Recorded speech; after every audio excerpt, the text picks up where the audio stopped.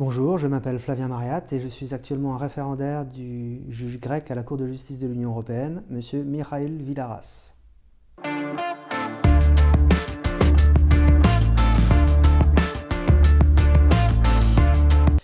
Moi, à titre personnel, je pense que les principales qualités du référendaire, c'est avoir je dirais l'intelligence de gagner la confiance de son membre et de se la conserver, tout en essayant de gagner l'estime de ses collègues d'une manière générale. Les référendaires sont des conseillers très proches des juges. Ils doivent travailler en pleine confiance avec ces derniers. C'est le juge qui décide, c'est jamais le référendaire. C'est la ligne rouge absolue à ne jamais franchir. Il faut être capable de répondre aux souhaits de son propre patron, en quelque sorte. Qu'on soit d'accord ou qu'on ne soit pas d'accord avec l'orientation, c'est une chose certaine. Et il faut essayer de faire son travail en conscience, dans l'intérêt de la justice, d'une manière générale. Au-delà, les qualités, ce sont des qualités humaines, je pense, et des qualités professionnelles qu'on rencontre dans tous les milieux.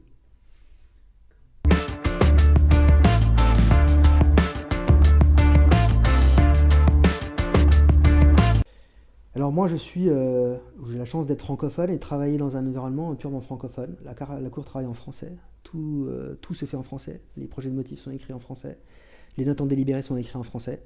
Il y a une petite nuance pour les avocats généraux qui peuvent écrire dans d'autres langues et donc qui ont des référendaires qui peuvent écrire dans d'autres langues, mais la majorité des référendaires travaillent en français, ce qui peut présenter quand même une véritable difficulté.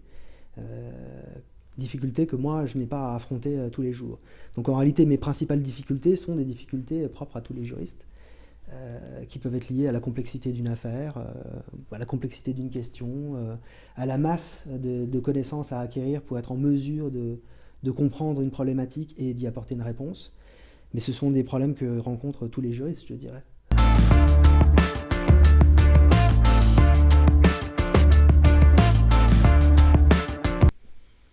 Sans doute avoir eu l'opportunité de travailler sur la rédaction et la préparation des conclusions dans l'affaire Digital Rights Ireland et constater que finalement les conclusions avaient été suivies.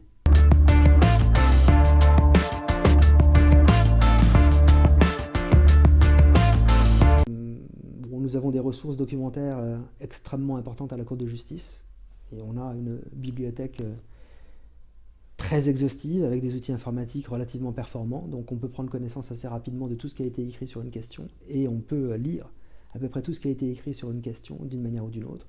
Nous avons également énormément de ressources électroniques. La Cour est abonnée à un nombre assez important de revues sous forme électronique. Donc en fait, on n'a que l'embarras du choix. Ça, c'est le premier point pour la doctrine. Pour la législation, nous faisons comme tout le monde, je pense. Nous utilisons Eurlex essentiellement, peut-être de manière un peu plus professionnelle parce qu'on le fait tous les jours que le commun des mortels, mais c'est la même chose. Et pour ce qui est de la recherche de la jurisprudence, nous avons la chance d'avoir nos propres outils, d'avoir un service de recherche et de documentation qui fait un énorme travail d'analyse et qui nous construit des outils informatiques qui présentent une vraie puissance et un vrai avantage. On a des bases de données qui ne sont pas encore disponibles à l'extérieur et qui, à mon avis, font énormément la différence.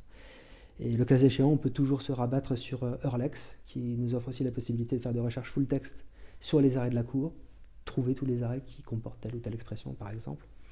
Mais en ce qui me concerne, ce serait plutôt un outil secondaire de recherche de jurisprudence, les outils internes à la Cour étant, à mes yeux, bien plus performants, parce que fondés en réalité sur une analyse systématique de la jurisprudence. Et donc quand vous posez une question, en général, le résultat que vous avez est un résultat pertinent, à 100%.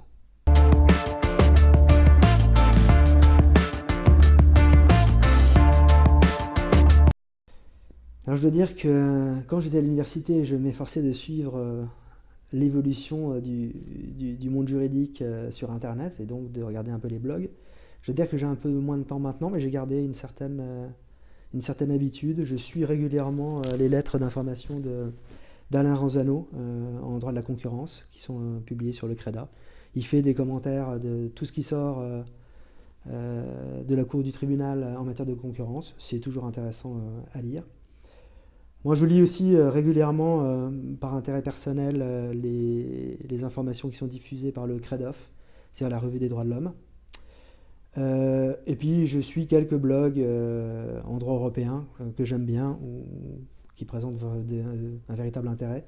Le premier que je citerai, c'est le Verfassungsblog, qui a été créé par un journaliste spécialisé dans le domaine juridique à Berlin, et qui bénéficie en fil de l'appui de 2 centres de recherche juridique en Allemagne, et qui publie des commentaires, notamment des arrêts de la Cour, qui sont vraiment pointus.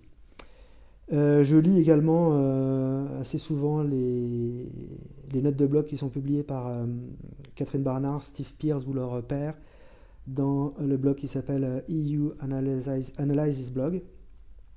Et enfin, mais parce que c'est un ancien collègue, un ami qui m'est proche, je lis avec beaucoup d'attention le blog qui vient d'être ouvert par Daniel Sarmiento, qui s'appelle Despite Our Differences.